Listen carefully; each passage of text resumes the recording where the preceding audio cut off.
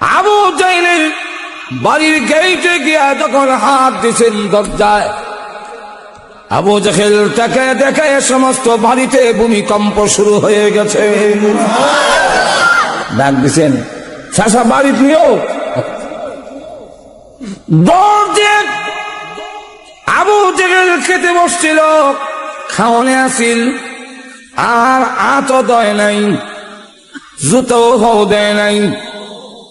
দৌড়ে এসে আল্লাহ নবীর সামনে দাঁড়াইয়া জোর হাতে দাঁড়াইছে, আর থরথর করে কাঁপতেছে। লোকেরা যে নিয়ত ব্যান দেখা হয়েছি, এটা দেখবার লেগে, এই দৃশ্য দেখার জন্য দাঁড়াইছি না, না লাড়িতে ভিডিও ভিডিও দেখতো। একজন আরেকজনের দিকে তাকায় আর দেখে বলে, দেখো রে আবু জাহেল আমাদের বড় লিডার কেমনে দাঁড়াইছে। কোনদিন মুখের সামনে এইভাবে দাঁড়ায় না, আর এইভাবে কাঁপতে কোনদিন দেখিনি। আমাদের সামনে আসলে বলে আব্দুল্লাহর ছেলে মুহাম্মদকে হ্যান করবে ত্যান করবে। আসলে তো তলে তলে তারা মিল আছে। আমরা মানি দীক্ষায় না বড় সর্দার, না মানলে কি আর সর্দার। চলো যাই, আর আজকে ঠিকই ঠিক। আল্লাহ নবী ডাকতে বলেন, চাচা এই লোকটাকে আপনার কাছে কোনো টাকা পাবে? হ্যাঁ, দিয়ে দেন। আবু জাহেল ডাকতে বলেন, হে মুহাম্মদ, তোমার ডাক শুনে দৌড়ে এসেছি, আমি তো টাকা সাথে নিয়ে আসি নাই, অনুমতি দাও, ঘর থেকে গিয়ে আনবার টাইমটা আমারে দাও। জান চাচা দিলাম, টাকা এনে দিয়ে খাপতেছে। তোমার টাকা পাইছো তো বলেছি, যাও, আমি চাই আমার হতে তুমি যাও। চলে গেল। সব সর্দার এসে গেলাম করে বলে, আবু জাহেল আজকে সব দেখে লেছি। রে আবু জাহেল, আমাদের সামনে বলো মুহাম্মদের এন করবে তেন করবে, আর মুহাম্মদের সামনে যেইভাবে করজুর হইয়া দাঁড়াইছো, তর করে কাঁপছো, মূর্তির সামনে লাতুজ্জামানাতের সামনে তুমি ভাবে দাঁড়াও না। কারণ কি? মানি দীক্ষার না বড় সর্দার, না মানলে কি আর সর্দার। আবু জাহেল আমলে দাঁড়াই নাই, সিবালিল্লাহ দাঁড়াইছি। সিবালিল্লাহ বলে, সিবালিল্লাহ কি বলে? আল্লাহর সিবা বেটা, আল্লাহর সিবা, আল্লাহর সিবা কি? মুহাম্মদ যখন আমার বাড়ির দরজায় হাত দিছে, সমস্ত ঘরের মধ্যে ভূমিকম্প আরম্ভ হয়ে গেছে। মুহাম্মদ যখন ডাক দিয়েছে, বিকট এমন শব্দ হয়েছে, আমার মনে হয়েছে মুহাম্মদ যে কিয়ামত কিয়ামত বলে শুরু হয়েছি। আমি আর দেরি করি নাই, ঘর নিয়ে আমার উপরে পড়ে যায়, দৌড় দিলাম বের হওয়ার জন্য। কিন্তু আশ্চর্য ঘটনা যা দেখলাম, দেখি মুহাম্মদ আমার দরজার সামনে দাঁড়ানো, মুহাম্মদ আমার দরজার সামনে দাঁড়ানো। আমি তাকায় দেখি মুহাম্মদের দুই কাঁধের উপরে দুইটা এত বড় সাপ, হা করে নিচের টুট আমার পায়ের নিচে, উপরটা আমার মাথার উপরে। জিহ্বা বের করে বলে, পয়সা দিবি না ফেরের ভিতরে আইবি?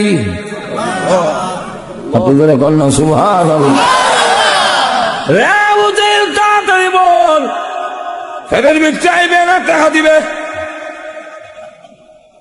আমি যদি টাকা না দেই, সাপের পেটের ভিতরে চলে যাই, তাহলে এবার বলো তোমরা কি চাও আমি সাপের পেটে চলে যাই? না, তাহলে বেঁচে দাও। ওই যে আল্লাহ নবী কই থেকে দেখবো, এক নবীর কাদের মধ্যে সাপ হইতো, কই থেকে? নবীর কাদের মধ্যে কোন সাপ নাই, কিন্তু আল্লাহ দেখাইছেন মুজিজা। মুজিজার ঘটনা যদি বলতে যাই, আজকের রাত্রিতে শেষ করা যাবে না। অনেক মুজিজা দিয়েছেন বিশ্ব নবীকে। নবীজিকে দেখে বলেন, ও মুহাম্মদ, আপনার দাওয়াত গ্রহণ করতে পারি, আমার মেয়েটা যদি কবর থেকে জিন্দা হয়ে কয়, আল্লাহ নবী ডাক দেওয়ালেন, মেয়ের কবরটা দেখায় দাও। এই যে আমার মেয়ের কবর। কবরের পাশে গিয়ে বললেন, কুম্বি বিল্লাহ, আল্লাহর হুকুমে ওঠো। আল্লাহ মাটি সরাইয়া দিছেন। মেয়ে কবর থেকে উঠে আর বলে, লাব্বাইকা ওয়া সাদাইকা ইয়া রাসূলুল্লাহ। আকাশের নিচে জমিনের উপরে আল্লাহ এর চাইতে শ্রেষ্ঠ এই পৃথিবীতে আপনার চাইতে আর কাউকে বানায় নাই। এই মুজিজাগুলো যদি বলতে যাই, কয়েক হাজার মুজিজা লিখেছেন এক কিতাবে, শেষ করা সম্ভব নয়। রাখলাম মুজিজা। এরপর একটা হইল ওয়াফাতুন নবী। নবীজির জিন্দেগির একটা অংশের নাম ওয়াফাত। এটাও যদি সুযোগ পাই শেষে বলবো না, নবীর ওয়াফাত হয়েছে না? ওয়াফাতের সময় এটাকে ওয়াসালও বলা হয়, ওয়াফাতও বলা হয়। আমার কাছে এই কিতাবও আছে, সিরাতুন নবী ওয়াসালুন নবী সাল্লাল্লাহু আলাইহি ওয়াসাল্লাম। আমার লাইব্রেরি জমা আছে কিতাব, কিছু না হলে দেখতে পারেন। অনেক কিতাব খালি সিরাতের উপরে, কথা বুঝছেন? ওয়াসালুন নবী সাল্লাল্লাহু আলাইহি ওয়াসাল্লাম, বিশাল। রাসূল পৃথিবীর থেকে বিদায় হইছেন, আমরাটা ইন্তেকাল। রাসূলের নাম হইল বিশাল। রাসূল পৃথিবীর থেকে খালি শুধু একটু বিদায় হইছেন, খবর রাখার পরে আল্লাহ আবার রূহ ফেরত দিলেন। বুঝছেন? এটা যদি সময় পাই পরে এই সম্মুখী ঘটনাগুলো ঘটলো, এটা পরে বলবো যদি সুযোগ পাই। রাজি আছেন? আরো যেরকম রাজি আছেন? তাহলে এখন আসুন একটু মিলাদো যাই। আমরা বলে, দুনিয়ার মানুষ, আমার ছেলের জন্মের সময় কি হয়েছে শুনো। আমি টাকা দেখি আকাশে নয়, অসংখ্য অগণিত তারকা আমার ঘরে এত কাছে এসেছে, আমি আমেনা ইচ্ছা করলে তারকাগুলো হাত দিয়া ধরতে পারতাম।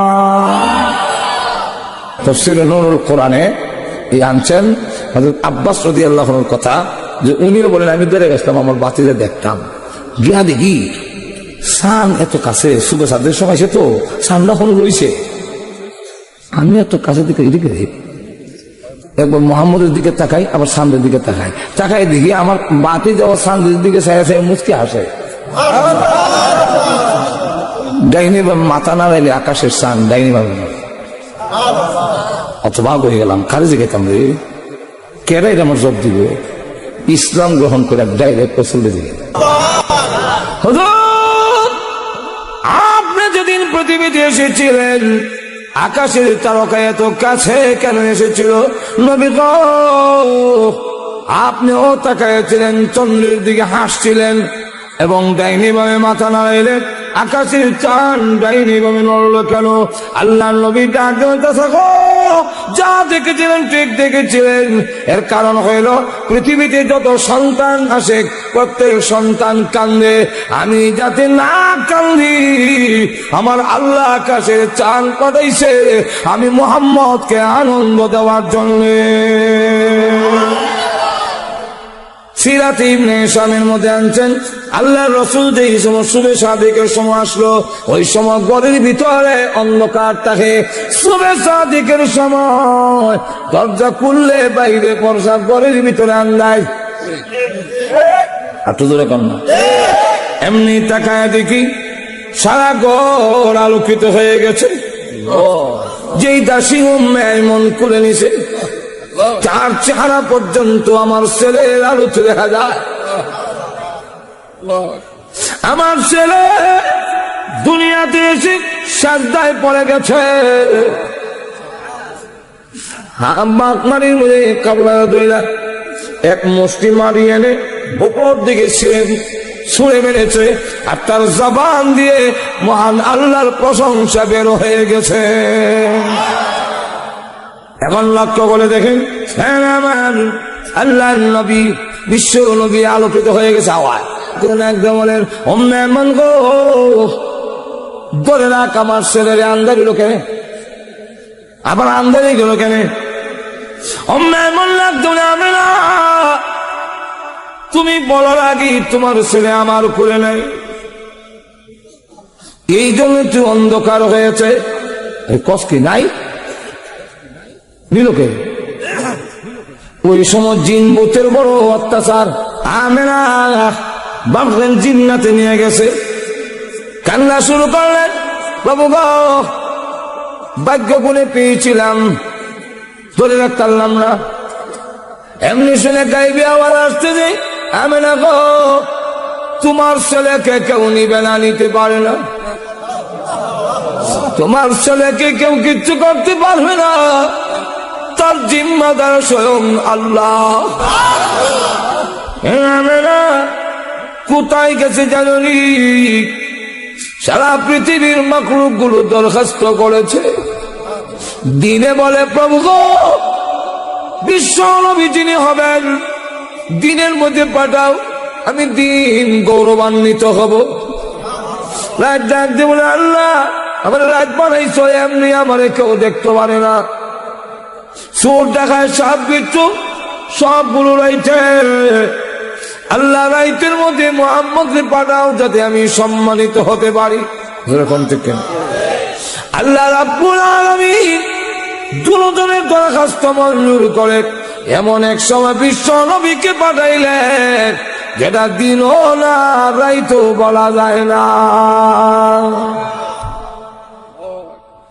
অসংখ্য গণিত মাখলুক গুলো দরখাস্ত করেছে বিশ্ব নবীকে দেখার জন্য।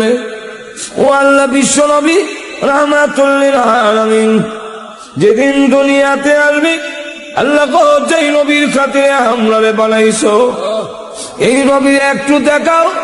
আল্লাহ রাব্বুল আলামিন তাদের দরখাস্ত মঞ্জুর করে সিরাতে ইবনে হিশামের মধ্যে লেখে আল্লাহর নবীকে ফেরেশতার কোলে উঠাইয়া ও আমিনা মাশরিক থেকে মাগরিব, পাশ্চ থেকে প্রতীচ্য, পূর্ব দিক থেকে পশ্চিম দিক পর্যন্ত তাম দুনিয়া ভ্রমণ করাবার জন্য পাঠাই দিছি।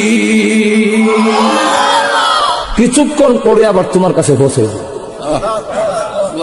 এই ঘটনা কেন ঘটলেন? এগুলার নাম হলো দালাইলুন নবী। এই ছেলে তো সাধারণ ছেলে না, নবী হলো রাজি না। এখন আসুন মিলাদুন নবী, যা কিছু বসছে, যা কিছু আলোচনা, ওইটার নাম হলো মিলাদুন নবী। এটা আলোচনা করলেও সোয়াব। মিলাদুন নবী কি? মিলাদ হইল শুনেছি হাদিসে দেখিলে আপনাকে যে বালের গোলা জজিয়ে পড়ে হাবিবাল্লাহ দাউজিলা ফি খাইয়া যাইয়া। এটার নাম মিলাদ না। মিলাদের আলোচনা করা মুস্তাহাব। আর তুই ধরে কন আর রাসূলের সিরাতকে অনুসরণ করা উম্মতের জন্য ফরজ। কথাটা বুঝছেন? আর মিলাদের আলোচনা করা মুস্তাহাব, করলে সওয়াব হবে।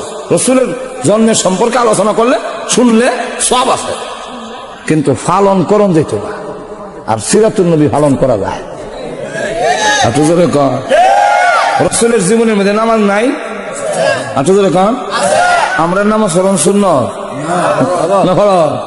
রাসূলের জীবনে তো রোজা নাই, পর্দা নাই, আমরা দিয়ে আশিক রাসূল পর্দা মানে না। এগুলো হিসাব বেরিয়ে তো ফাউটি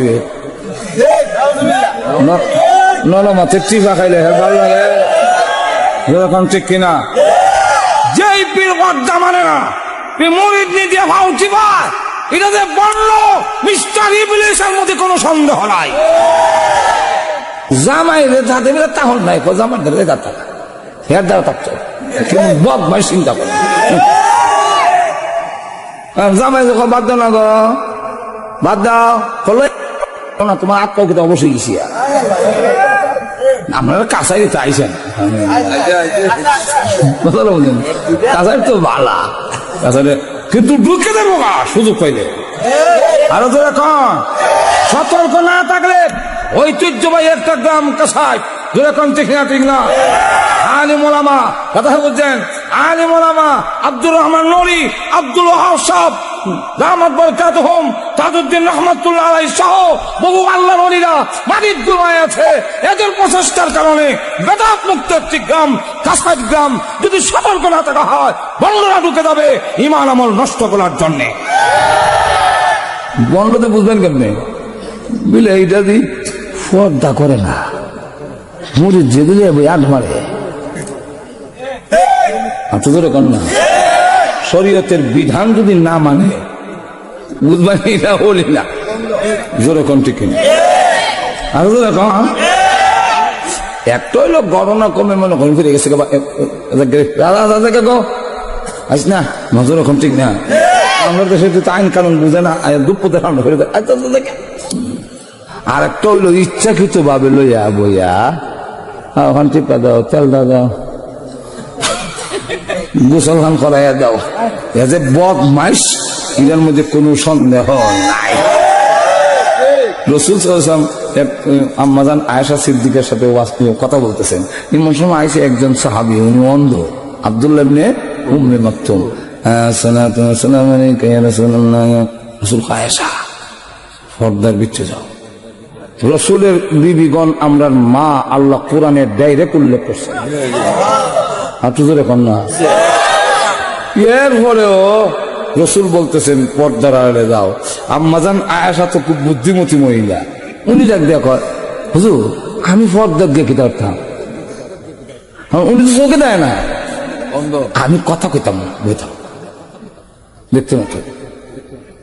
রসুল বলেন, আয়েশা তোমার না বেটা দেখতে না, তুমি যে দেখবা। চিন্তা করছেন? আর এখন মারিফত বিলে, মারিফত, এটা মারিফত না মরবার ভত। যাই হোক, এখন আসুন রাসূল সাল্লাল্লাহু আলাইহি ওয়াসাল্লামের মিলাদুন নবী পালন, মানে পালন উদযাপন তো করার কোনো সুবিধাই নাই, মানে আলোচনা করার সওয়াব। আলোচনা করা কোন জাতের সওয়াব? মুস্তাহাব। কোন জাতের সওয়াব? মুস্তাহাব। আর সিরাতুন নবীর আলোচনা করা এবং পালন করা ফরজ। কথা বুঝছেন? ফরজটাই পেলাম, রাসূলের সিরাতের ভিতরে ফরজ আছে, ওয়াজিবও আছে, সুন্নাতে মুআক্কাদা আছে, তো ফরজটাই ধরলাম। তো রাসূলের সিরাতকে অনুসরণ করা উম্মতের জন্য ফরজ আর মুস্তাহাব। এখন মুস্তাহাব দোষী আর ফরজ, মিলাদুন নবী পালন করার জন্য আমরা কম মিলাদের কথা বলেন, সিরাত না। তাহলে কেন বলে সিরাত গেল তো সিরাতের কেয়ার কথা আইব, নামাজের কথা আসবে, পর্দার কথা আসবে, এটা বাদ দেন। মিলাদুন নবী যেহেতু ইটা নাই, মুস্তাহাব, তাহলে এই ফরজ ছেড়ে দিয়া মুস্তাহাব লইলে এই মুস্তাহাবের সওয়াব পাওয়া যায় না, ইয়াদ রাখতে হবে। যেরকম ঠিক কিনা? নাভির থেকে নাভি সহ আডু পর্যন্ত ডেকে রাখন কাপড় দিয়ে সুন্নত না ফরজ? যেরকম ঠিক না? আর মাথার মাঝে ফাঁকরি বান্ধে সুন্নত, মুস্তাহাব সুন্নত, মুস্তাহাব সুন্নত। আর এটা বানলে 70 গুণ সওয়াব আরো বেশি হওয়া যায়। নামাজ পড়লে 70 গুণ সওয়াব বেশি।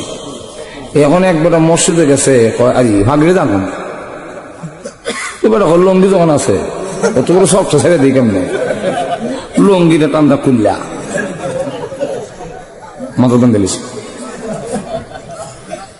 এবার আমি আপনাদের জিজ্ঞাসা করি, বেটার সুন্নত মাথাত আসেনি না? বিলে ফাঁকরি বাঁধতে আছে নাই কেমনে? সুন্নত তোমার না, সব আসেনি, সব হবিনি। লঙ্গিটা খুললে মাথা ফাঁকরি সব হবি তো নামাজ পড়লে কেন? আরো যেমন কি নাই, ফরজ না থাকলে মুস্তাহাব থাকলে যেমন সওয়াব থাকে না। সিরাতুন নবী যারা পালন করবে না, মিলাদুন নবীর আলোচনা কিয়ামত পর্যন্ত করলেও কোনো সওয়াব পাবে না। আপনার কাছারের বাজারে দেখুন মাঝে মাঝে কেসকি মাছ, গুড়া কাটা মাছ উঠে, বাঘা হিসাবে গেছে না? তুই এক বাঘা কত বলে 100 টাকা, নাও দাম হয়ে যাবে না, নেন আর কাপলা দেয় এক্সট্রা অতিরিক্ত লাগাইয়া দেয়, এটা দেখো ফাও। দেখুন না, এটা কিন্তু পয়সার বাইরে ফাও, বাগাটা 100, এটা ফাও। যেরকম ঠিক না? এক সালাইকার বা হের দূরে বয়ে বয়ে দেখে যে আমার ঘর 3 জন কম, 10টা দোকান থেকে 10 মাস ওলার থেকে যদি আমি 10 খাবলা নিই, তে তো আমার বাগানে উনি লাগে না। 3 জনের ঘরে তো যথেষ্ট। এমনি গিয়া হয় কয়ো ভাই আমি তো ভাগা নিতাম না, ওই যে লাগাই একটা ফাও যে দেও, এটা আমারে দিল। মাছওয়ালা কয় সালাইকার বা এই ফাওটা বাগার সাথে ফিট করা, কার সাথে ফিট করা? বাগার সাথে ফিট করা। বাগা নিবা খাও হইবা, বাগা নাই হাওয়া নাই। যেমনি ভাবে বাগার সাথে ভাওনা ফিট করা। ও মিলাদুন নবী ওয়ালারা, আপনারা জেনে রাখেন, মিলাদুন নবীর সব সিরাতুন নবীর সাথে ফিট করা। সিরাতুন নবী অনুসরণ করবা, মিলাদুন নবীর সব পাইবা। আর সিরাত বাদ দিবা, মিলাদুন নবী পালন করলেও সব পাইবা না। আমরা যারা সুবিধাবাদী এরা চায় মিলাদুন নবী থাকলে ভালো, সিরাতুন নবী যাইতে রাজি না। এখন আসুন, মিলাদুন নবী যা কিছু বসছে, যা কিছু আলোচনা, ওইটার নাম হলো মিলাদুন নবী। এটা আলোচনা করলেও সোয়াব। মিলাদুন নবী কি? আল্লাহর নবী বিশ্বনবী রাহমাতুল লিল আলামিন দুনিয়াতে আসার সময় যা কিছু ঘটেছে, এগুলা দুনিয়ার কারো জিন্দেগিতে ঘটার মতো নয়। ঘটবে, আমল করা সম্ভব না, ঘটানিও। এক নম্বর হারা লক্ষ্য করে দেখেন, আল্লাহ নবী এই কথা বলেন, উনার মা আমেনা বলেন, আমার সন্তান যখন পেটের ভিতরে গেছে, সন্তান পেটে গেলে বলে বমির ভাব হয়, আস্তে আস্তে ওজন শরীরের বেড়ে যায়। আর আল্লাহ নবীর মা আমেনা উনি বলেন, আমার ছেলে পেটে যাওয়ার পরেও আমি ঠার পাই নাই, বমির ভাব হয় নাই, আমার শরীর বার হয় না। দুনিয়ার এমন কোন মহিলা নাই যেই মহিলার সন্তান হওয়ার সময় প্রসব বেদনা হয় নাই। সব মহিলাদের প্রসব বেদনা হয়। প্রসব বেদনা না হইলে ইঞ্জেকশন দিয়া বেদনা উড়াইতে হয়। আমরার কাছেও আইলে একটু হানি ভরা দিন বলে গেলে বলে উড়া না বেদনা, তখন আমরা ওই আয়াত ছড়া ফু দেই যে আয়াতে বললে বেদনা উঠে। আমার লক্ষ্য করে দেখেন, বেদনা হয় না এমন কোন নারী নাই, কিন্তু আমেনা বলেন, আমার মুহাম্মদ যেদিন দুনিয়াতে এসেছে, আমি আমেনা আমার প্রসব বেদনায় একটু ঠার পাই না। আচ্ছা বলেন তো দেখি, এটা আমরা আমল করতাম পারেন তো? পারবেন তো আপনারা? যে আমার বোট আমল করতে, এটা আমল করতে পারবেন? আপনি কি আপনার ওয়াইফ সন্তান প্রসব হবার সময় আঘাত হবে না? যাও এটা আছে নাকি? এটা জিন্দিগি তো আমল করা সম্ভব না। এটা নবীর জন্য, এই জন্য কোন ঠিক না। এটা বিশ্ব নবীর, এই যে বিশ্ব নবীর মার বেদনা হইল না, এর আলোচনা করলে করা যাবে, কিন্তু আমল করা যাবে না। এটার নাম হইল মিলাদুন নবী। রসুল আইসেন কুরআন লইয়া, আর আমরা দেশের তথাকথিত আশিকের রসুল আইসে গজল লইয়া। ইসলাম ঘোষণা দিছে, মিনান নাসি মান ইয়াশতারি লাহুল হাদিস। তাফসীরে রুহুল মানিতে আনছেন, মুসলমানের জন্য গজল বলো, নাচ বলো, হাম বলো, সঙ্গীত বলো, গীত বলো, সবগুলো তোমার জন্য জায়েজ না। কেন জায়েজ না? তুমি সুবহানাল্লাহ বলবা, তুমি আলহামদুলিল্লাহ বলবা, তুমি আল্লাহু আকবার বলবা। একবার সুবহানাল্লাহ বললে জান্নাতে বলের গাছ লাগানো হয়। একবার সুবহানাল্লাহ আলহামদুলিল্লাহ বললে তামলাআনে আও তামলাউ মা বাইনাস সামাওয়াতি ওয়াল আরদ, আসমান আর জমিনের পাক জায়গাটা সম্পূর্ণ সবে ভরপুর হয়ে যায়।